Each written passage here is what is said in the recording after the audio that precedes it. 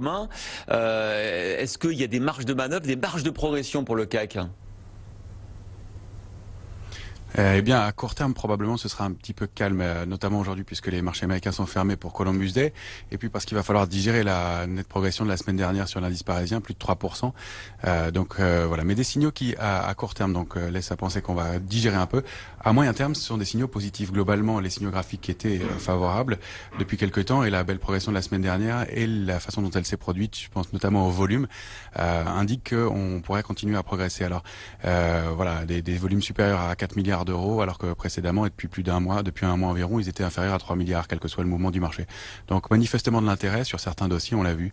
Donc on va surveiller pour l'instant des niveaux techniques. On va osciller probablement autour de 5669 points, ça c'est important, avec une extension possible aux alentours de 5715, 730.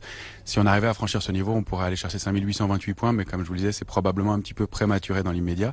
Le niveau d'alerte, il sera fixé entre 5560 et 5590, auquel cas on risquerait de revenir nettement plus bas et d'aller chercher en dessous des 5500 points, la zone 5440, 5485 peut-être pourrait fournir un tampon. Mais pour l'instant, le marché a l'air plutôt serein, il a pas mal progressé et on va en savoir beaucoup plus au fur et à mesure de la semaine puisqu'il y a pas mal d'éléments, dont notamment les publications trimestrielles des entreprises américaines qui vont débuter à partir de demain.